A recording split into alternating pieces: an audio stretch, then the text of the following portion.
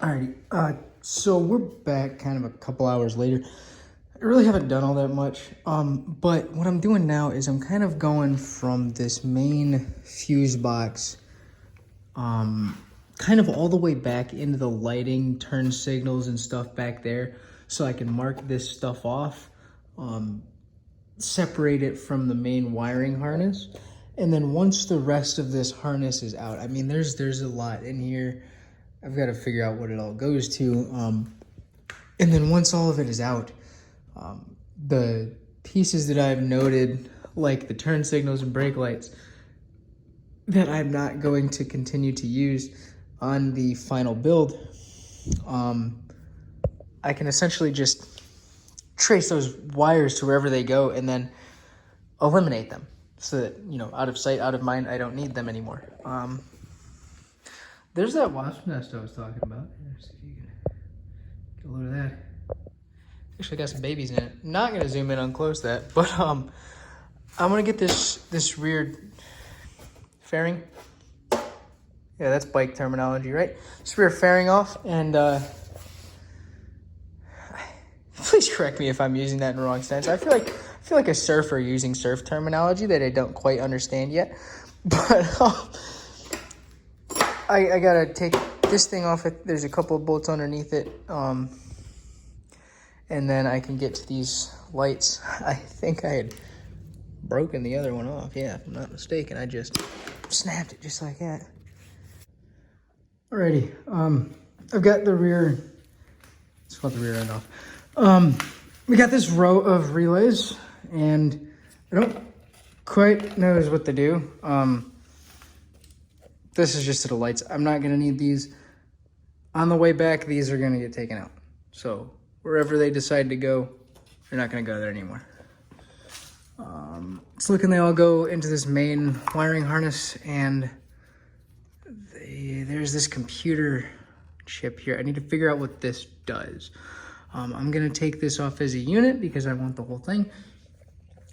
This is what I'm doing. I'm spending probably, maybe another hour or two on this. And, you know, if I can figure out what this computer does, I'll let you know. Quick update. Learned what that was. This is a voltage rectifier. Regulator rectifier is what they call it. I'm definitely gonna need that. So yeah, it's coming off as a unit when I go to pull this harness. And after I pull the harness, this is gonna be one of the components that I definitely test, as far as, like, you know, all these fuses are getting tested in there. These relays, if they're important and they don't just have to do with the lights, which I really believe that they are turn signal relays. And if that's the case, I mean, I can pretty much just lop off this whole back end of this wiring harness and make my life a little bit easier. But if they're relays for, say, fuel or anything that's not, you know, anything that helps this thing run, I have to keep it. So I'm gonna try to find out what those relays are for, and then, you know, give you another update. All right, so I've got the ECU for the bike, and I'm putting a label on it now.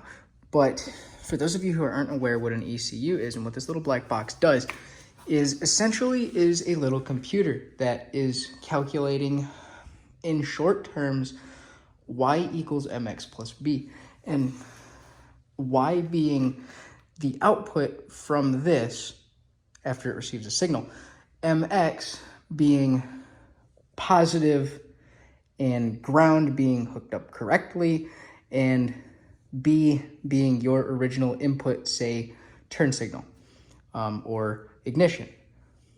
So each of those inputs is going to have a different output, assuming the equation is correct, the equation being the wiring. And that is how the bike is going to essentially control everything. Now, this could potentially become a conundrum when I put it on a go-kart. Reason being, I need to be very careful which pieces of this wiring harness I take off, and I need to make sure that the electrical components that I keep on, I wire up correctly. Otherwise, the engine will not fire. Things in this computer will not be reading correctly, and y equals mx plus b does not happen. In short, that's what that is. In the long term, this is going to be a big headache of me tracing things and doing something I've never really done, which is dealing with electronics. Now I'm taking it upon myself to kind of learn this, but I will be better for it. I've always admitted to people that I've worked with that electrical systems are not my strong suit, and now I very much would like to learn it, because in this case, I'm going to have to, in some places, create my own. So it helps to understand what I'm doing. But I think I'm going to wrap this video up. I hope I've been able to give you a little bit of insight. And as this series progresses, I do hope to encounter problems. As you know, that might suck for me. It's going to help you guys understand things a little bit better and hopefully give you a little bit more knowledge behind the wrench, if that makes sense. But stay tuned for the next episode. This is episode 2. I just kind of started taking the wiring harness apart and actually doing some work and explaining things to you. So, yeah, every episode is just going to be a continuation of the last.